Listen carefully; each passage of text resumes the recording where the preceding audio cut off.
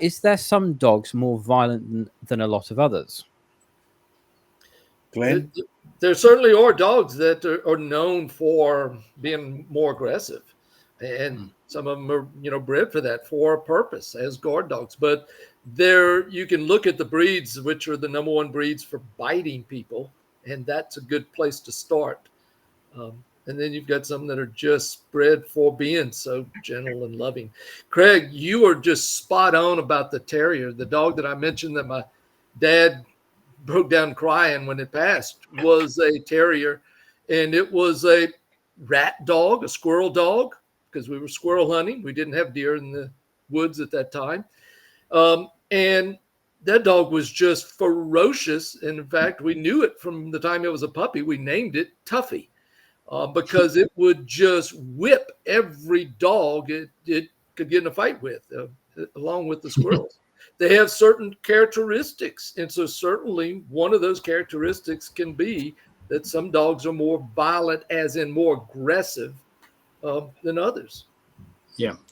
And if you're wondering what the history of that is, we need to remind you of a thing that we are mentioning over and over again. The real history of the world is good to bad to worse. So when God created the world, as Glenn rightly read from Genesis chapter 1, it was very good, and God created things separate kinds, and they were very good.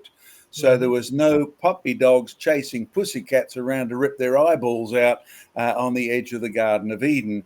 Everything got along.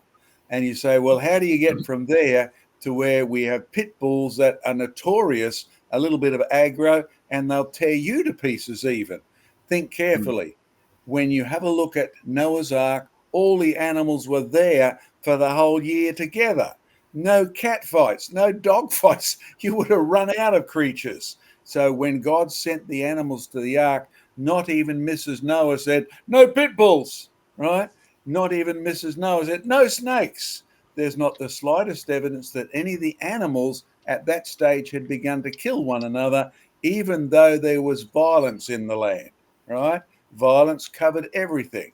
But the aggro that led to them killing each other is not mentioned as being active in history until the book of Job, when animals are starting to kill each other for food.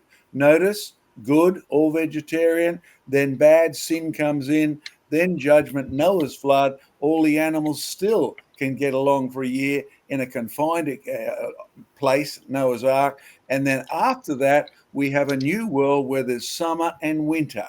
Now, I don't know if you've ever tried to live out in the bush. I used to run survival clubs, right? Teach kids how to live when you had nothing but a bit of rock and a bit of flint and things like that.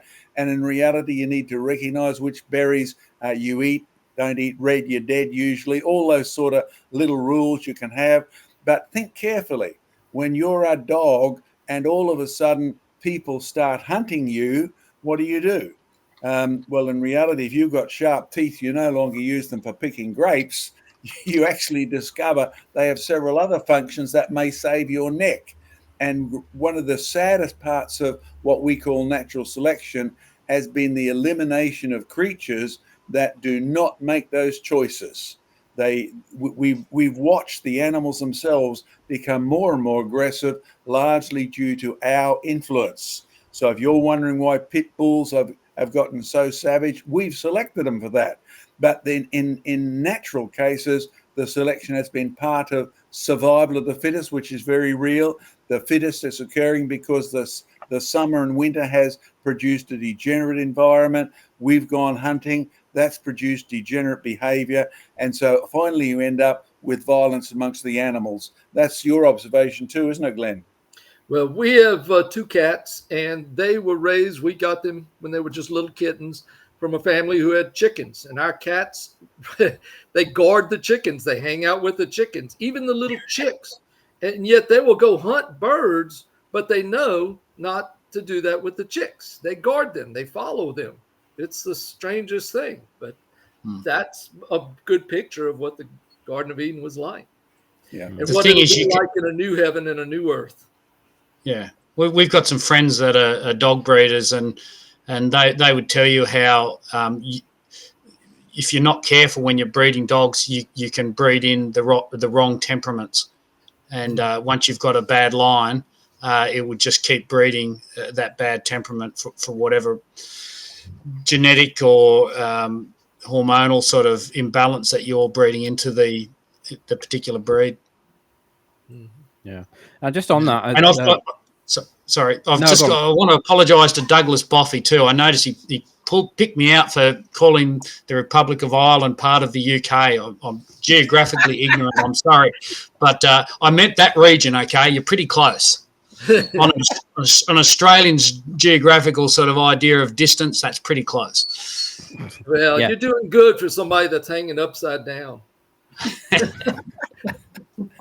Yeah, we have to turn our cameras upside down to make us look right. Just sort of on the question as well.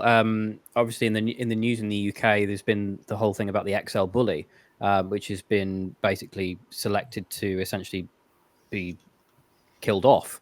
You have to apply for a special license to keep your XL bully. Otherwise, you had to have it euthanized by the end of January this year. There's a whole bunch of stuff because there was a rise in attacks by XL bullies being bred for sort of like gang-related activities and stuff. It's a horrible situation because, to be honest, a lot of XL bullies are very sweet and very loving, but it's just sort of those few that sort of spoil it for everyone. And so the government had to sort of take action. But also as well, one sort of thing that we've sort of ignored slightly is the German Shepherd, who's classically involved in police work. If you see any footage of police dogs in action, typically it's German Shepherd. And when they bite hard and they do not let go.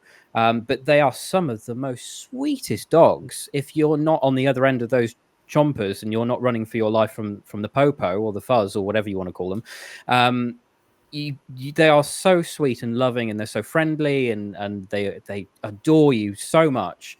But it entirely depends on what they're trained to do in a lot of breeds. But a lot of breeds do have those sort of genetic dispositions to lean more in towards the violent and aggressive side, as we've sort of seen with sort of various different things like pit bulls and XL bullies and things like that. That's just sort of my 2 cents on that one.